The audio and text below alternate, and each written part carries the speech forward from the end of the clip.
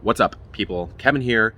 This is the Life and Business channel where you shouldn't listen to anything I say unless it makes sense to you. We are answering another question. This is a question from the last video's comments from CT Mira, who says, how do I start a business with little to no capital or minimal capital? I did not come from much in my life and I scraped up enough. I've saved enough. I feel secure. I don't want to lose that and go back to where I started. So I need some ideas on how to start a business without a lot of money. Okay, well, as always, I'm going to go hopefully to the root of the issue before I address the practical. And the thing you have to think about when you hear someone ask a question like that, in my mind, what I'm hearing is a battle of two desires. So the desire to win, to start a business, have some freedom, have some income, have some joy and satisfaction of what you do. And the second one is the desire to not lose what you've already built. And so the thing to think about in these situations is your desire to win greater than your desire not to lose? If that's not true, if your desire not to lose is greater than your desire to win, you might as well not even start the business, because you're playing not to lose, which means that you're going to be very conservative. You're going to play it in a way that you're always thinking about, how could this go wrong? How could I lose this money? I'm afraid of losing this money. Now, that's not necessarily bad. You need to be able to hedge and say, hey, how could my plan not work? That's practical. That's smart. But all I'm saying is, sort of at like a high level philosophical outlook type of thing, personality even, you need to know, am I a more conservative person? Am I more, risk-taking person? You have to know that. You have to know which of those is stronger at any moment. This changes throughout someone's life, right? So, maybe I'm 20 and I've got $10,000 saved up or something like that, and I know I want to start a business that might cost me equipment of $3,000, $4,000, $5,000. Okay, and so I say, that's half the money I have right now. That's crazy. But I'm 20 and I'm single, no kids. Okay, so that's fine because I have plenty of time and I have no one that depends on me. Now you get to 35 and you've got 2 kids and a family or something like that. You have some student debt. Maybe you went to law school and you're sitting on some debt and you've got some money saved. It's like, do I pay my debt down? Do I pay my mortgage? Do I pay my high interest credit card bills? Or do I start this business because I want to? The math is different there. So obviously someone's going to be a little more conservative. So you have to know where you are in your life, how risk tolerant you are, and how you actually interplay those two desires. That's really kind of the real question I think someone would be asking when they ask how to start a business without a lot of capital, because they don't want to lose what they've built. But to get practical, to actually answer the question as it was stated, there are a lot of ways that you can start a business without a lot of capital, but you only have so many variables to play with.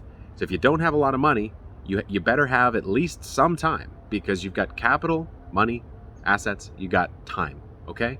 And then I would argue you actually have a third thing, and that's the creativity of how you apply and allocate those two things, right?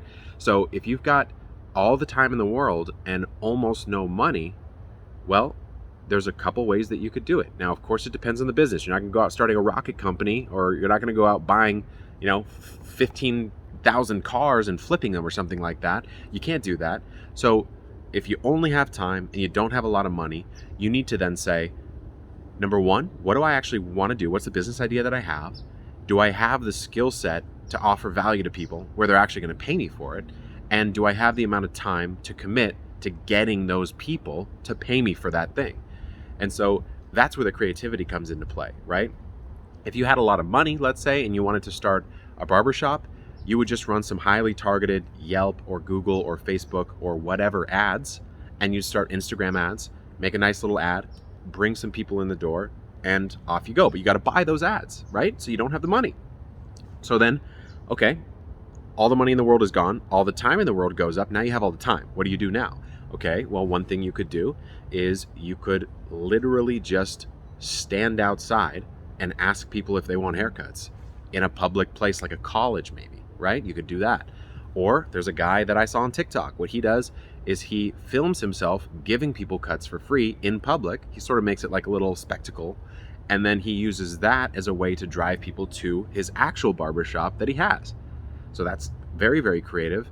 Now, that probably takes a decent amount of money and time now because he got big doing it. But when he started, it's just him and a phone, just going out there and doing it.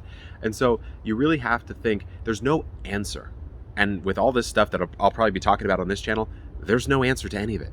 It's just the application of the principles. So you have to know the principles of, in this question, I guess it would be business, right? So you'd have to know the principles of, okay, well, what can you even give a business? Money, time, and resources of just resources. So what's your stack? How much money, how much time? And how are you going to apply those two? What are you going to spend the money on? What are you going to spend the time on? And what business are you choosing? And so that doesn't really answer the question, which you'll find is the common thread throughout this entire series on this channel, is it doesn't really answer the question. Hopefully, it makes you think about the question in a different way. So there's the question as it's stated, like, for example, someone might say, how do I grow on Instagram, right? How do I grow my account on Instagram? That would be another one. I'll probably do a video on that actually. But that's another one where if you answer the question as it's stated, you're not helping the person. Okay, do this. Instagram Reels are hot right now. Make as many Reels as you possibly can. But behind that question, why do you want to grow the Instagram? Or what makes an Instagram grow, right? It's actually people that are on the other side of the screen that find enough value in what you do that they click the follow button and they comment and they like and they share with their friends. And so if you really want to know how to grow an Instagram or most other social accounts, you actually have to answer the question, how do I make things that people value enough that they click and interact in the ways that I would like them to do? That's the real question. It's not just how to grow the Instagram. And so that's what I'm trying to do in this channel. How do you think behind the questions that you're trying to solve to get to the higher level of thinking about it? And hopefully it was helpful. But for now, I got to finish a coffee, go inside, and actually do some more work. So I'll see you guys soon.